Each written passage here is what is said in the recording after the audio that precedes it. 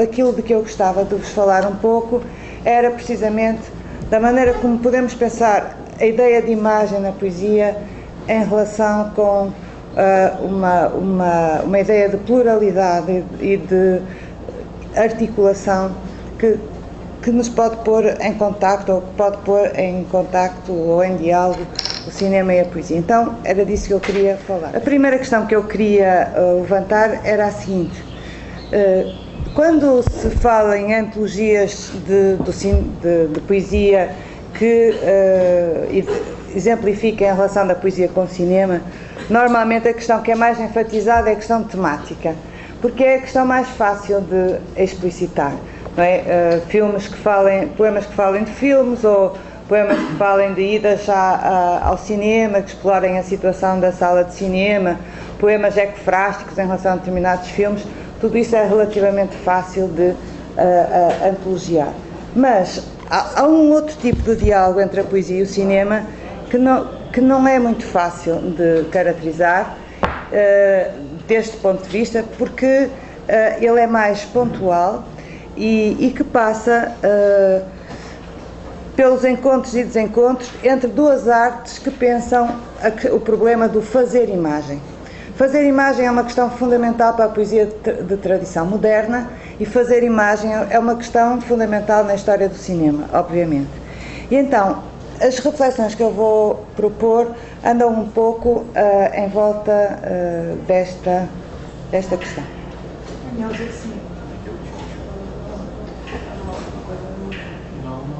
Não? Sim. Sim? Eu faço outra. Então, a este nível, e pensando no interesse da poesia pelo cinema, talvez o interesse da poesia pelo cinema tenha surgido paralelamente a uma certa cumplicidade do cinema de vanguarda pela poesia, em relação à poesia, e sobretudo do cinema de vanguarda dos anos 20 francês. Se nós olharmos para a tradição do cinema Dada e pensarmos em coisas como, por exemplo, o ballet mécanique do Fernand Léger, ou o Anémique Cinéma do Duchamp, ou Anémique Cinema, as duas hipóteses são possíveis, ou filmes do Hans Richter, ou, por exemplo, pensarmos nos filmes do Man Ray, e eu tenho aqui uma imagem do início de um filme do Man Ray chamado Emak Bakia, de 1926.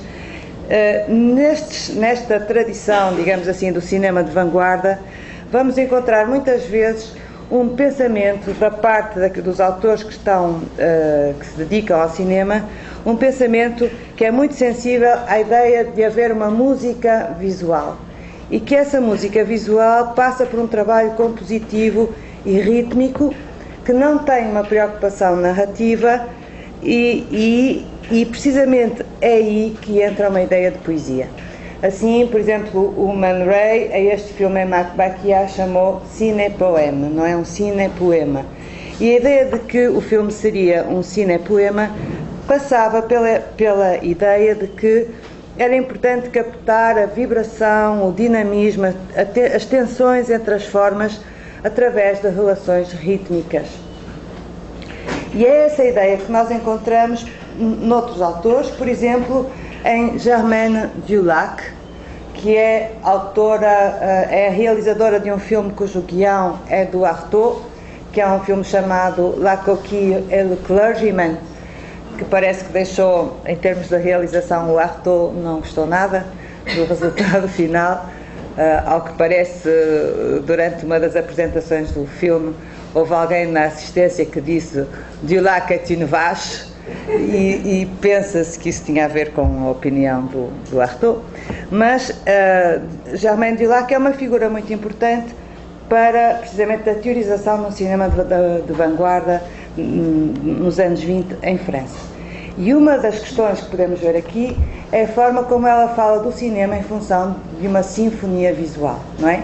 E ela fala de uma sinfonia visual feita de imagens ritmadas e que só a sensação de um artista é capaz de coordenar e de colocar no ecrã.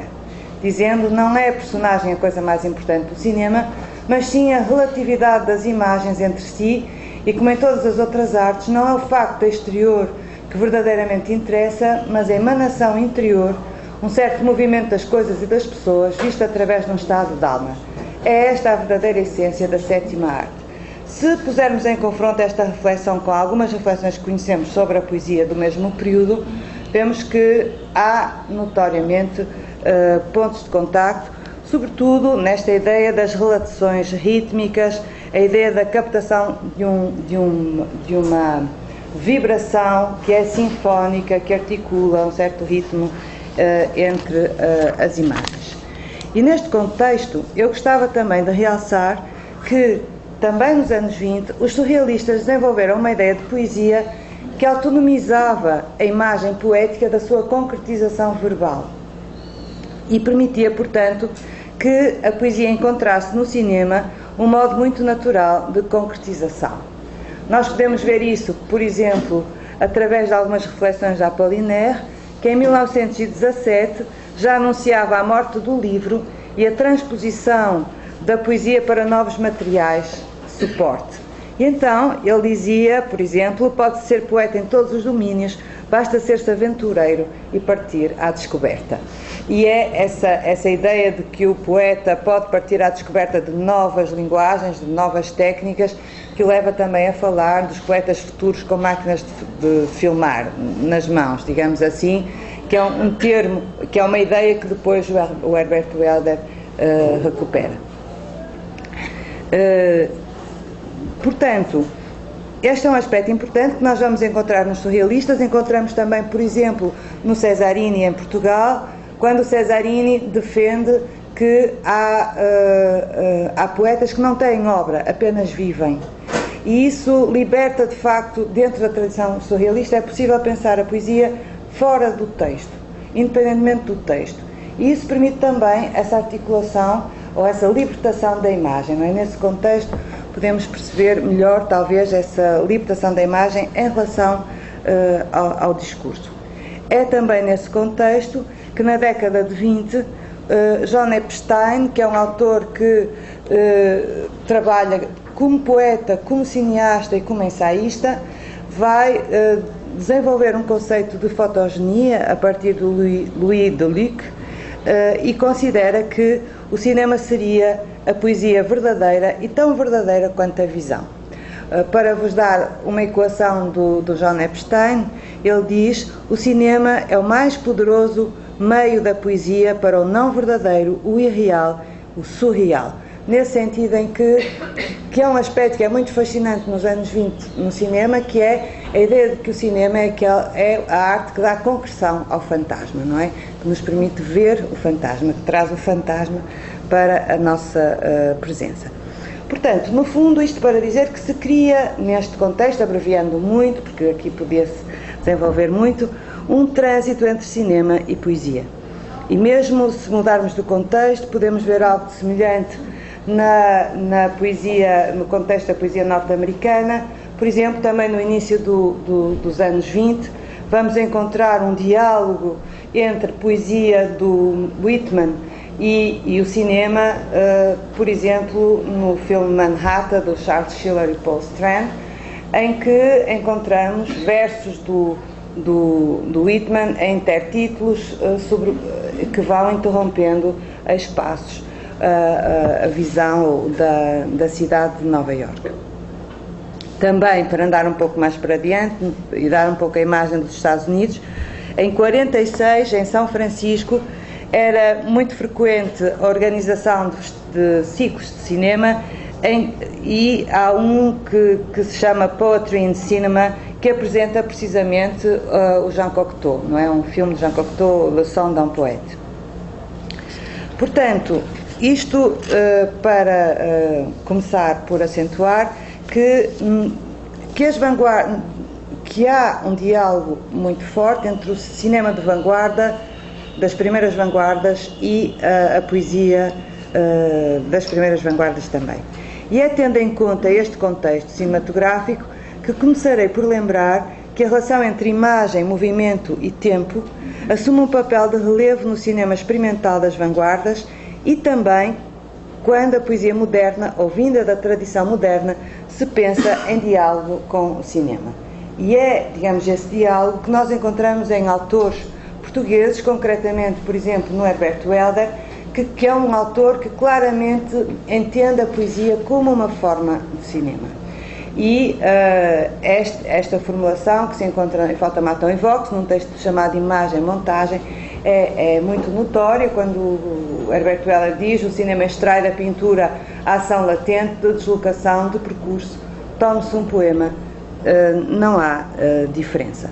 Na verdade, Herberto Helder defende, noutros momentos, equações deste tipo, por exemplo, quando diz: qualquer poema é um filme e o único elemento que importa é o tempo, e o espaço é a metáfora do tempo, e o que se narra é a ressurreição do instante, exatamente anterior à morte, a fulgurante agonia de um nervo que irrompe do poema e faz saltar a vida dentro da massa real do mundo. No fundo, o que eu acho que isto nos pode sugerir é que Herberto Helder faz depender explicitamente do ritmo, também do corpo, da voz, as imagens da poesia, como nós sabemos, e isso acontece porque essas imagens são entendidas como uma emergência da matéria em movimento, isto é, essas imagens são som, isto é, tempo, o instante anterior à morte, e imagem. E essa relação entre uma banda som e uma banda imagem é muito equacionada na obra de Herberto Helder. Por outro lado, Herberto Helder também sublinha que, e vou citar, que a imagem multiplica a consciência. E as múltiplas referências que ele faz à morte, juntando o assassinato e a assinatura, também podem ser entendidas neste contexto, sendo que neste contexto apontam para o efeito de dessubjetivação decorrente do fluxo das imagens no poema. E esse é um aspecto que eu acho também é muito interessante neste diálogo que no fundo Herberto Helder herda das primeiras vanguardas com o cinema. É que há, tanto da parte dessas primeiras experiências do cinema francês, quanto do ponto de vista da poesia, uma articulação entre mecanismos de dessubjetivação e experiência da fluência e da fluidez da imagem. Por exemplo, no contexto do cinema Dada, o Hans Richter fala de uma caça ao sujet. Na tradução francesa dá la chasse au sujet, uma caça ao sujeito. Mas essa caça ao sujeito também é uma caça ao assunto, não é? Portanto, nos dois sentidos. Caçar o assunto, caçar o sujeito, mas no sentido de lhes dar caça, não é? De os afastar. E essa ideia passa, digamos, essa busca de dessubjetivar, despolarizar o sujeito e, por outro lado, neutralizar a intervenção da razão, digamos assim. Isso passa por um trabalho sobre a imagem, sobre o fluir da imagem. E é essa questão que eu acho que, por exemplo, o Herberto Helder sublinha quando diz a imagem multiplica a consciência. De facto, a imagem multiplica a consciência nesse sentido em que ela permite a dessubjetivação. Ora, acho que esta cumplicidade entre esta ideia de imagem que nós encontramos em Herberto Helder e o cinema talvez resulte mais nítida se a contrastarmos com a noção setecentista de poesia emblemática, tal como ela é proposta por Diderot na Carta sobre os Surdos e os Mudos, onde encontramos uma explicitação lindíssima do que é o discurso da poesia. O Diderot diz o seguinte: o discurso do poeta é então atravessado por um espírito que move e anima todas as sílabas. Que espírito é esse? Senti algumas vezes a presença, mas tudo quanto sei é que graças a ele as coisas são ditas e representadas ao mesmo tempo. Enquanto o entendimento as apreende, deixa-se a alma comover por elas, vê-as a imaginação e recebe-as o ouvido. E o discurso deixa de ser um conjunto de termos energéticos que expõem o pensamento com força e nobreza para se transformar numa tessitura de hieróglifos, encaixados uns nos outros, que o pintam. Nessa medida, poderia dizer que toda a poesia é emblemática, mas a intelecção do emblema poético não é dada a qualquer um. Para o sentir intensamente, é preciso estar quase em estado de o criar. Ora, este texto interessa-me Porque nós podemos ver aqui que para Diderot as imagens da poesia, em sentido retórico, mas também na ambição de visão e de forma subjacente à imagem, tal como ela é definida pela retórica, elas seriam construídas sobre a sugestão do sensível. Isto é, essas imagens, como nós podemos ver por este texto, elas pintariam o pensamento, recorrendo a um tecido de hieróglifos encaixados uns sobre os outros, diz Diderot. Mas, se esta concepção ainda estará presente na tradição da poesia moderna, a verdade é que a poesia moderna irá problematizá-la em função da condição evanescente, virtual e imaterial da imagem poética e, sobretudo, em função da condição sempre plural das imagens na poesia. Ou seja, onde Diderot fala de uma imagem, na verdade, a poesia moderna fala de imagens no plural, fala de um fluxo de imagens, fala da fluência das imagens e fala da evanescência das imagens numa lógica não mimética, não é?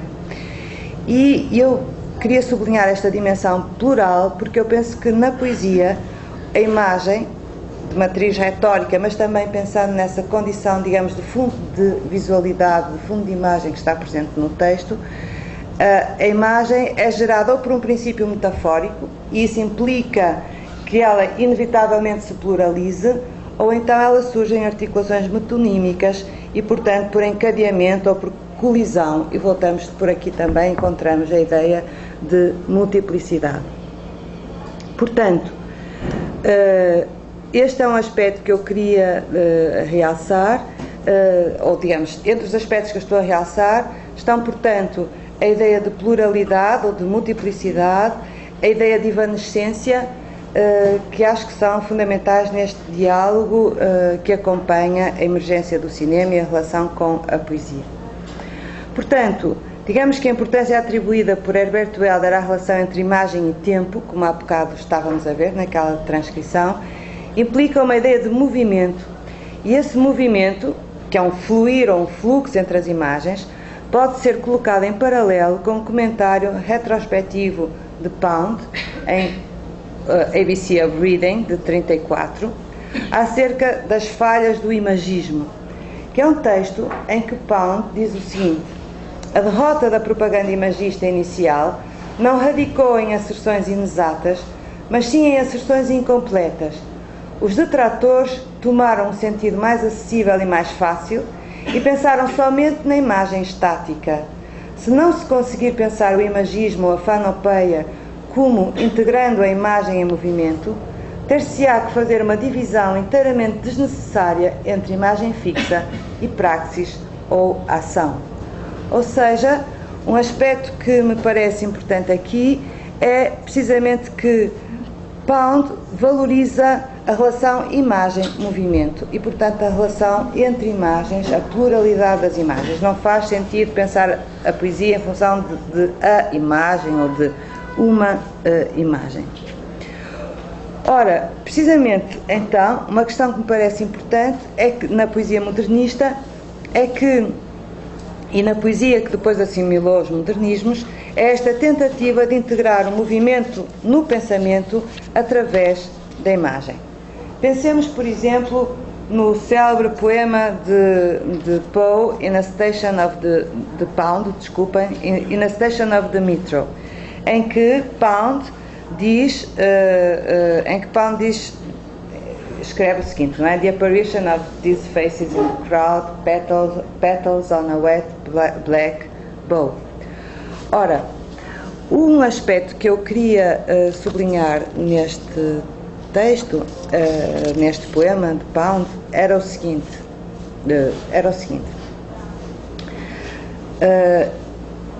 É verdade que Pound dialoga com a fixidez da imagem através do haiku, não é? Nós vemos que por detrás deste texto Pound tem notoriamente interesse pelo haiku e reflete sobre o haiku. Mas este poema acrescenta a essa tradição precisamente o movimento, a passagem da primeira imagem, que é uma imagem perceptiva, descritiva, não é? A aparição destes rostos na multidão, e que já é de resto uma imagem que capta o movimento, junta-lhe uma outra imagem, pétalas num ramo molhado ou num ramo negro molhado. E é a tensão existente entre as duas imagens e o processo de equivalência que as relaciona, juntando-as mas mantendo-as autónomas, isto é, como se funcionássemos no cinema, digamos que seria um plano ao qual se segue um segundo plano, mas esse plano é constituído por um efeito de sobreimpressão, portanto vemos uma imagem sobre a outra imagem. E o que nestes dois versos é magnífico é a transição de um para o outro. Não é? Quer dizer, nenhum destes versos isolado é especialmente interessante. Petals on a wet black bow ou The apparition of these faces in the crowd não são os versos em si que são interessantes. O que é realmente fascinante é a possibilidade de transitar de um para o outro, sendo nessa transição que o vínculo entre exterioridade objetiva e interioridade subjetiva se estabelece, para recordar os termos de Pound. Como é sabido, Pound definiu sucintamente a imagem como aquilo que apresenta um complexo intelectual e emocional num instante de tempo. Mas esse instante só pode ser sugerido pela transição entre as imagens, pela sobreposição e, portanto, nunca por uma única imagem. Portanto, isto para, focar essa ideia da importância de pensar o fluxo das imagens na tradição moderna. Na verdade, nós podemos ver isso equacionado pelo Pessoa e mais tarde podemos ver isso equacionado também por Herbert Welder, quando Herbert Welder escolhe usar muitas vezes expressões como a poesia enquanto colar de pérolas, por exemplo, em memória-montagem, ou falar dos enxames das imagens, muitas vezes sem deixar claro se estamos a falar de poesia ou se estamos a falar de cinema, não é? Por exemplo, para dar um exemplo, quando Herbert Welder diz alimentamos de imagens emendadas, e depois acrescenta que a imagem é uma gramática profunda, no sentido em que se refere que o desejo é profundo e profunda a morte e a vida ressurrecta. Isso aparece num texto chamado de Cinemas, que ele começa por publicar na Relâmpago. Portanto, nesta ideia de pensar a poesia em termos de fluxo da imagem ou de imagens, nós podemos recuar e ver que ela é uma ideia fundadora da poesia moderna. E o momento fundador é talvez este. É o momento em que Rimbaud escreve, numa carta a Paul de Meny, eis o que me parece evidente, assisto à eclosão do meu pensamento, vejo, ouço, dou uma arcada, a sinfonia estremece nas profundezas ou entra de súbito em cena. Portanto, um aspecto que eu acho interessantíssimo aqui é ver que Rimbaud caracteriza o ato de criação poético enquanto processo de assistir à eclosão do pensamento, vendo e ouvindo. Portanto, o sujeito é essencialmente um espectador, é objeto de uma dessubjetivação, porque o que se diz, esta é a célebre carta em que o Rimbaud diz c'est faux de dire je pense, on devrait plutôt dire on me pense, car je est un autre. Nesse processo de dessubjetivação, aquilo que vai surgir é de facto uma banda-imagem, j'assiste à l'éclosion de ma pensée, je la regarde, não é? Uma banda-imagem, uma sucessão de imagens, articulada com uma banda-som. Je l'écoute. E esta visão, este pensar a poesia enquanto fluxo de imagens associado a uma banda-som é um processo, é uma articulação que está muito presente na poesia portuguesa. Vamos encontrá-la na Sofia de Mel Brainer, por exemplo, quando a Sofia conta como é que o poema lhe aparece, anda muito perto desta descrição, por exemplo. E vamos encontrá-la noutros autores portugueses que, de facto, estabelecem esse nexo, não é? Estabelecem um nexo que tem a ver com uma produtividade significante, para que o poema trabalhe contra o uso comum da linguagem, digamos assim. Ele explora um fundo de imagem onde a linguagem falha, e nesse fundo de imagem surge esta tensão entre som e imagem, não é? Que podemos depois também articular com a própria ideia de montagem. Portanto, queria então dizer que o que Rimbaud aqui nos coloca é essa ideia de uma banda-imagem articulada com uma banda-som, o que parece configurar uma descrição que pode considerar-se essencial para a estruturação da ideia de poesia moderna e também para a sua aproximação ao cinema.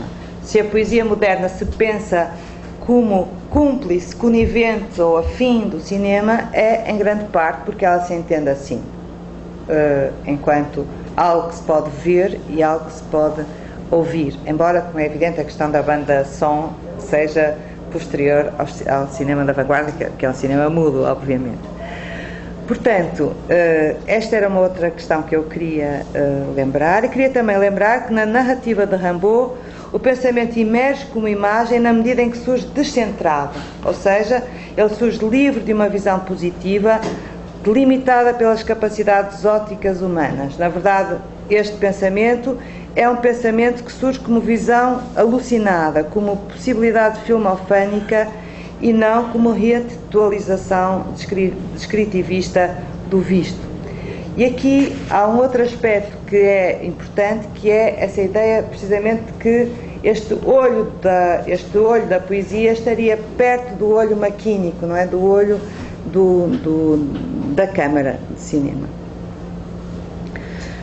Agora, avançando um pouco, podíamos encontrar, ou podia talvez dar alguns exemplos desta relação som-imagem. Por exemplo, quando Sofia de Mello-Breiner fala tantas vezes das palavras silabadas, enfatizando precisamente essa questão do som, ou quando António Ramos Rosa diz com sílabas se fazem versos, ou quando o Manuel Guzmão faz referência às imagens, dizendo que são as imagens que o poema ouve com os seus dedos rigorosos, acentuando assim essa relação entre imagem e som e valorizando a questão do ritmo. Ora, se nós pensarmos então nesta dimensão ou nesta noção de imagem e na visão que ela pode implicar, nós podemos ver que a ideia que nós encontramos aqui é a ideia de uma imagem livre das limitações da visão. Quer dizer, é como se nós encontrássemos uma imagem e uma possibilidade de visão, mas essa possibilidade de visão, ela está para lá das exigências ópticas, digamos assim. E essa é uma ideia que nós podemos ver muitas vezes afirmada na poesia dos anos 60 e muito concretamente através, por exemplo, da obra do Blanchot e concretamente de um texto chamado L'Entretien Infini, não é? Não sei como é que está traduzido em português, no Brasil, Diálogo Infinito, talvez. Não é? Talvez Diálogo Infinito. Deve ser Diálogo Infinito. Conversa Infinita. Ora, precisamente uma questão que eu acho que é interessante ver no Blanchot é que Blanchot não se limita, quer dizer, por um lado, a ideia que nós encontramos no Blanchot é a ideia de que a linguagem nos permitiria ver a coisa de todos os lados, não é? Uma das ideias que está aqui é a linguagem faz com que nós possamos ver a coisa de todos os lados, ou permite-nos funcionar como se víssemos a coisa de todos os lados. E então começa a perversão. A palavra já não se apresenta como uma palavra, mas como uma visão livre das limitações da vista. Não uma maneira de ver, mas uma maneira transcendente de ver. É precisamente este fundo de visão que a poesia muitas vezes explora através da noção de imagem que nós encontramos na poesia moderna. Trata-se, no fundo, não de um ver, mas, como diria o Paul Éluard, trata-se de um donner à voir, não é? De um dar a ver, de um fazer ver. E, portanto, nós estaríamos, digamos assim, numa espécie de um de fora da linguagem, que é a exterioridade da linguagem, digamos assim, que é aquele ponto em que a linguagem estaria livre do domínio do ocularcentrismo e nos permitiria ultrapassar também uma tradição empirista, digamos assim, de um pensamento empirista. É um pouco essa ideia que nós encontramos também num outro autor, que é Deleuze. Quando Deleuze fala desta tradição moderna, ele diz o seguinte: diz-se-ia que a língua é tomada por um delírio, que faz precisamente sair dos seus próprios sulcos. E isto está num texto que Deleuze coloca em Crítica e Clínica, e onde ele diz o seguinte, onde ele considera que se trata de um processo de levar a linguagem a um limite, e depois diz, eu vou citá-lo, a um exterior, a um avesso, consistindo em visões e em audições que já não fazem parte de nenhuma língua. Essas visões não são fantasmas, mas verdadeiras ideias que o escritor vê e ouve nos interstícios da linguagem. Elas não estão no exterior da linguagem, elas são o seu exterior. O escritor, enquanto vidente e ouvinte, objetivo da literatura, é a passagem da vida na linguagem que constitui as ideias. Ou seja, este exterior da linguagem, que se poderia perseguir em imagem, seria assim uma espécie de um não dito, cuja apropriação implicaria a imagem como esquema de organização e de apresentação de conteúdos de pensamento. Mas ele também implicaria a emergência de um princípio de visualidade, sendo que esse princípio de visualidade deixaria de estar circunscrito à experiência óptica enquanto contraprova da mimese e, portanto, estaria livre de uma focalização subjetiva. Portanto, encontramos aqui a ideia de uma arte desumanizada, a ideia de alterização, a ideia de fingimento, a ideia de impessoalidade. No fundo, todas estas noções só funcionam para uma poesia da imagem, porque é a imagem que permite a dessubjetivação. É o fluxo da imagem que permite esta dessubjetivação. Então, digamos que poderíamos colocar este de fora da linguagem, de que fala o Deleuze, em relação com o que Jean-Luc Nancy chama o distinto, e que para ele é precisamente o fundo de imagem que está presente no texto. O Nancy tem um texto que eu acho muito interessante, que se chama A Oscilação Distinta, em que ele diz que quando que há sempre um fundo de texto na imagem e que também há sempre um fundo de imagem no texto. E a ideia do Nancy, desculpem, é que quando o sentido textual falha, emerge a imagem, não é? Por isso ele tem uma formulação que é esta: ou o texto se distingue ao fundo da imagem e esta oscila à superfície, ou a imagem se distingue entre as linhas do texto e esta oscila de uma ponta à outra. Cada um é o distinto e o oscilante do outro. Portanto, digamos que o cerne do texto estaria precisamente na imagem, assim como o cerne da imagem estaria precisamente no texto. O que é uma ideia também interessante, no sentido em que nos chama a atenção para que não devemos pensar imagem e texto como dois opostos absolutos, não é? Afastando-os como se fossem elementos irredutíveis. Ou seja, para Nancy, haveria na imagem uma vocação de texto, de palavra, de emissão de sentido, uma vocação proposicional, e haveria no texto uma vocação de imagem, de visão e de forma, o que poria em causa uma oposição linear que associasse o texto e a significação para um lado e a imagem e a forma por outro. Nancy resume isto assim, dizendo uma frase de imagem e uma visão de sentido. Uma visão de sentido, não é? Portanto, uma frase, vou repetir, uma frase de imagem e uma visão de sentido. Penso ser esta afinidade que se coloca no plano de uma ontologia da imagem e não no plano técnico, aquilo que está na base do interesse da poesia pelo cinema enquanto arte. De resto, talvez pudesse formular isto da seguinte forma, dizendo que o agenciamento de imagens livres em articulações livres é o princípio estruturante da poesia moderna, e é esse princípio que pode explicar o interesse da poesia pelo cinema no plano do diálogo entre as duas artes e não simplesmente como abordagem do cinema enquanto temática. Portanto, no fundo, o que eu estava a tentar fazer aqui e mostrar, e o que estou a tentar mostrar, é que quando pensamos nas relações da poesia com o cinema, ficar ao nível da temática, isto é, do poema que tematiza um determinado filme, ou poema que tematiza um determinado realizador, ou o que seja, é um pouco curto, porque o diálogo mais interessante da poesia com o cinema é o diálogo que se passa em termos de confronto entre linguagens, não é? A esse nível podemos encontrar importações e exportações muito interessantes e muito significativos. Portanto, em síntese, o que eu queria dizer é que nós podemos chegar a dois movimentos fundamentais na relação da poesia de tradição moderna com o cinema. Um que assenta no estranhamento provocado pela imagem, em sentido retórico, e que passa pela metáfora, e outro que assenta na metonímia e na relação entre a imagem e movimento, e que pode ser aproximado da noção de Deleuziana de imagem e movimento. Ou seja, no fundo, eu acho que há dois movimentos, duas aproximações possíveis.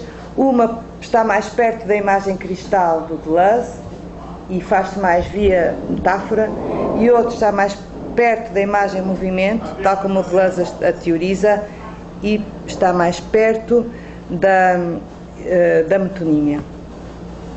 Então, aprofundando um pouco essa questão, gostava de vos mostrar um texto do Artaud, de 1927, um excerto, que é um excerto muito interessante em que Artaud reflete faz algumas considerações que, curiosamente, passam muito perto das reflexões feitas a propósito do cinema por Shklovsky 10 anos antes, num texto chamado A Arte como Técnica. E neste texto o Artaud diz o seguinte: sempre reconheci no cinema uma vantagem no que respeita ao movimento e à matéria das imagens. Há no cinema todo um lado de imprevisto e de mistério que não existe nas outras artes. É certo que qualquer imagem, a mais simples, a mais banal, chega ao ecrã transposta. Mas o mais pequeno pormenor, o objeto mais insignificante, ganha um sentido e uma vida que lhes pertencem de raiz. E isto, independentemente do valor de significação das imagens em si mesmas, do pensamento que traduzem, do símbolo que constituem. Na medida em que isola os objetos, o cinema dá-lhes uma vida à parte que tende a tornar-se autónoma e a separar-se do sentido comum desses objetos. Uma folha, uma garrafa, uma mão, adquirem um tipo de vida quase animal, pronta a ser utilizada. Há ainda essa espécie de excitação física que é comunicada diretamente ao cérebro pela rotação das imagens. O espírito comove-se, independentemente da representação. O cinema é essencialmente revelador de toda uma vida oculta com a qual nos põe em relação direta. Ora, poucos anos antes, em Bonjour Cinéma, em 1921, John Epstein escrevera: o cinema é sobrenatural por essência. E para Epstein, esse facto concretizar-se-ia no grande plano, que para Epstein era a alma do cinema. E, como veem de modo semelhante, o que Artaud também aqui destaca é a desfamiliarização do objeto através do grande plano, que permite uma visão que está para lá da experiência normal do olho, digamos assim. É uma visão maquínica, não é? E é essa visão que nós podemos encontrar em muitas das aproximações que são feitas entre o cinema experimental e a poesia. Ou seja, entre o cinema experimental e a poesia, muitas das razões que levam a fazer a aproximação passam pela desfamiliarização. Quer dizer, haveria uma desfamiliarização da imagem no cinema que estaria perto desse processo de desfamiliarização que nós também reconhecemos na poesia. Por outro lado, um outro aspecto que podemos também destacar aqui é um aspecto que é muito explorado pelo Fernando Guerreiro, e concretamente num livro chamado Teoria do Fantasma, no qual o Fernando Guerreiro defende que a imagem é o eterno revenant da escrita, é o fantasma da escrita. Para ele, apreender esse revenant envolve um desejo de cinema. Há um texto de Fernando Guerreiro chamado Teoria do Fantasma, em que ele diz isto: fazer pela palavra na poesia algo que se assemelhe ao efeito alucinatório da imagem cinematográfica. algo que tem a ver com os seus poderes estáticos, de fixação, estase, na imagem, independentemente do seu caráter figurativo, já que essa prise pode dar em novelos de devir do real ou da imagem, mas agora acelerados, de modo a que o poema, o livro, produza no seu conjunto uma forma-figura, ou melhor, o análogo movente do seu complexo de emoções e sucos neuroadrenalínicos que produz efeitos e se objetiva nu e como real. E, paralelamente, o Fernando Guerreiro afirmara, recordando Epstein, que o cinema é poesia exteriorizada, continuada por meios visíveis, sendo que esses meios visíveis são as imagens. Ora, precisamente essas imagens, o Fernando Guerreiro associa-as ao fantasma, não é? A essa possibilidade de retorno, digamos, a um regresso de um resto. E esse regresso do fantasma, digamos assim, seria um elemento que nós poderíamos também encontrar na tradição da poesia moderna. De resto, o próprio Pessoa tem uma frase muito curiosa em que ele diz o seguinte: na medida em que as coisas são, não podem deixar de ser. As coisas passam na medida em que não são. E depois acrescenta símbolo cinematográfico. E, portanto, é precisamente a ideia do fantasma, não é, que o Pessoa equaciona aqui.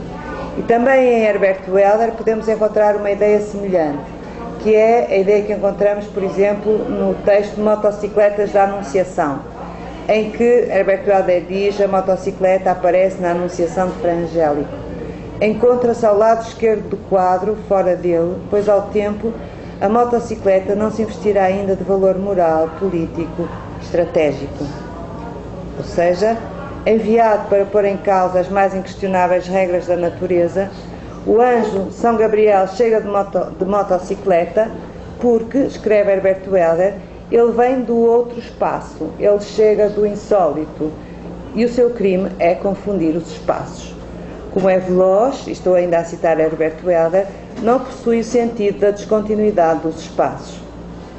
Por isso, a motocicleta, digo agora eu, permanece invisível no quadro. E o Herbert Welder diz: agora a metáfora é esta. A motocicleta indica que ele, o anjo, chegou e fica suspensa a identificação do lugar de onde ele veio. De onde ele veio é o escândalo da sua natureza angélica. Ele é inaceitável, por isso tem uma motocicleta. Ou seja, a motocicleta, que é o movimento, traduz atributos que são próprios dos espaços imaginados: a velocidade, o fluxo inevitavelmente plural das imagens no poema e a sua liberdade face a contingências ópticas e hábitos de representação. Para o leitor, não é possível construir perceptivamente o espaço de onde vem o anjo. Esse espaço é um espaço de negatividade. E é precisamente isso que o Fernando Guerreiro coloca como fantasma, não é? Essa ausência, esse fantasma que a poesia persegue. Portanto, dá-me a impressão que já falei muito tempo. Eu estava um bocadinho distraída com as horas, tenho a impressão que já... Está bom? Está bom? Portanto, aquilo que eu queria destacar, por um lado, era esta dimensão fantasmática e, por outro lado, queria dar alguns exemplos de textos que trabalham mais numa continuidade metonímica. Mas, para avançar um pouco mais rapidamente, então eu gostava de dizer que me parece que a questão do movimento, da velocidade ou do retardamento do fluxo da imagem é uma questão fundamental nesta tradição de poesia de escrita. Em Herbert Welder encontramos estas duas reflexões que me parecem fundamentais. Mandela diz: a escrita não substitui o cinema nem o imita, mas a técnica do cinema, enquanto ofício propiciatório, suscita modos esferográficos de fazer e celebrar. Olhos contempladores e pensadores, mãos em mãos seriais, movimento, montagem da sensibilidade, música vista, ouçam também com os olhos, ou caminhamos para a levitação da luz. E outra, certas montagens problemáticas, ditas espontâneas e inocentes, de que malícias dispõe a inocência, processos de transferir blocos da vista, aproximações, fusões, extensões, descontinuidades, contiguidades e velocidades, transitaram de poemas para filmes e circulam agora entre uns e outros, comandados por arroubos de eficácia. Portanto, nestas reflexões, eu gostava de acentuar, por um lado, o relevo dado à ideia de montagem, portanto, à ideia de articulação de blocos de vista, que é uma ideia aproximável da ideia de plano como unidade do ponto de vista fílmico, e gostava também de mostrar que essa ideia de que há, digamos assim, processos de articulação de imagens, de libertação da imagem e de articulação livre dessas imagens, é um processo que está, digamos, essa relação é um processo partilhado entre poesia e cinema. Acho que é uma ideia que aparece com frequência no Herbert Welling. Por outro lado ainda, queria dar alguns exemplos de como a poesia pode mimetizar a velocidade e o fluxo das imagens. Um texto que é muito curioso desse ponto de vista é este texto de Fernando Pessoa, que é um excerto da Passagem das Horas, no qual nós podemos ver como, não sei se alguém se tinha pensado em ler esta passagem, não faço ideia, mas que é um texto muito interessante, porque de facto é um texto que trabalha sobre uma ideia de montagem de um conjunto de imagens, onde o que é mais interessante não é tanto o nexo metafórico, mas a articulação metonímica, não é? As imagens sucedem-se e o poema acaba por dizer: rua pelo meu monóculo em círculo cinematógrafo pequeno. O texto é muito curioso, claro que isto é só um excerto, mas é muito curioso porque ele mimetiza de facto uma espécie de câmara à mão. Reparem: rumor, tráfego, carroça, comboio, carros, eu sinto sol, rua. Árvores, caixotes, trolley, loja, rua, vitrines, saia, olhos. Rapidamente, calhas, carroças, caixotes, rua. Atravessar, rua. Passeio, lojistas, perdão, rua. Rua a passear por mim, a passear pela rua por mim. Tudo espelhos, as lojas de cá dentro, das lojas de lá, a velocidade dos carros ao contrário nos espelhos oblíquos das montras, o chão no ar, o sol por baixo dos pés, rua, rega as flores no cesto, rua, eu de cabeça para baixo no centro da minha consciência de mim, rua sem poder encontrar uma sensação só de cada vez, rua, rua para trás e para diante debaixo dos meus pés, rua em X, em Y, em Z, por dentro dos meus braços, rua pelo meu monóculo em círculos, cinematógrafo pequeno, caleidoscópio em curvas iriadas, nítidas, rua. Isto é de facto aquilo que o Pessoa, digamos que antecipa em 1912, quando diz que a poesia da Renascença portuguesa é nítida, plástica, mas imaginativa, porque é um pensar, sentir por imagens, mas falta-lhe a velocidade, não é? A velocidade entra através do Álvaro de Campos. E vem que, de facto, para gerar esse efeito de velocidade, não é talvez por acaso que a pessoa vai buscar um diálogo com o cinema, não é? Esta maneira, digamos, esta forma de conceber esta relação é curiosa, porque há um poema do Vicente Alexandre de um livro chamado Âmbito, que se chama precisamente Cinemática, e que é muito parecido nesta passagem, não porque é simplesmente, não é? Vem que a estrutura do poema é muito parecida, principalmente aqui, não é? Tubo, calha, cuesta arriba, gris de plomo, la hora, el tiempo, e por aí fora. E no final, calha, calha, calha, tiempos. E mais recentemente encontramos um mecanismo semelhante num poema da Fiamma chamado Do Titanic no Ecrã, em que, a pretexto de de estabelecer um nexo ecfrástico com um poema, com um filme chamado Titanic, não é? Na verdade, o que nós encontramos é uma descrição ou uma expansão da afirmação de um poema do Rui Belo: a poesia é uma loucura de palavras. E a loucura de palavras aqui é uma loucura de imagens, não é? É um fluxo de imagens. É muito interessante ver, porque o poema é, de facto, parecido com o do Álvaro de Campos, não é? Em termos, parecido por estrutura, não é? Golfadas de água, a poesia é uma loucura de palavras, golfadas de água, pistões, caldeiras, mar de silêncio, música de piano forte, escadaria, ascensores, golfadas de água, trajes de gala, icebergs, mar de silêncio, amor, morse, foguetes de luz, música de piano forte, amor, decotes, plumas, tulhos, icebergs, pistões, camarotes, madeira envernizada, tapeçarias, ascensores, morse, amor, mar de silêncio, salva-vidas, escaleres, escada de corda, sino, apitos, foguetes de luz, golfadas de água, escaleres, jorros de mar, jorros, mar de silêncio, morte, sinos, escaleres, amores, mortos, morse, morte, amor, morse, disse um grande poeta meu contemporâneo. É um texto muito forte, e é muito forte precisamente por conseguir esse fluxo de imagem, e essa é muito rambaldiano, naquele sentido que há pouco comecei por mostrar, nessa sugestão do Rimbaud, do já assisto à Déclosion de Marponcé, assisto à eclosão do meu pensamento, vejo o ouço, não é? Isto é um poema, de facto, em que há um ver e um ouvir, uma banda som e uma banda imagem. Então, é um pouco disto que eu queria falar, no sentido de sugerir que há, na tradição da poesia moderna, um entendimento, de facto, de que no texto existe um fundo de imagem, e que esse fundo de imagem supre a falha do texto, não é?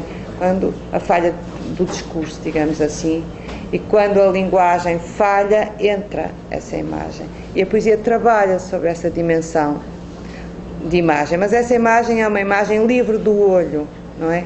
Por isso ela se confina com a ideia de fantasma, com a ideia da alucinação, e por outro lado, e por aí ela pode encontrar um caminho de diálogo com o cinema. Por outro lado, também porque ela muitas vezes explora a sucessividade, o choque, a tensão, o ritmo. Isto, no fundo, também nos permite, também pode ser pensado através da ideia de montagem, não é? Digamos que acho que por essa relação entre imagem e montagem podemos pensar vários diálogos efetivos entre a poesia e o cinema. Então, era isto que eu queria sugerir. Obrigada.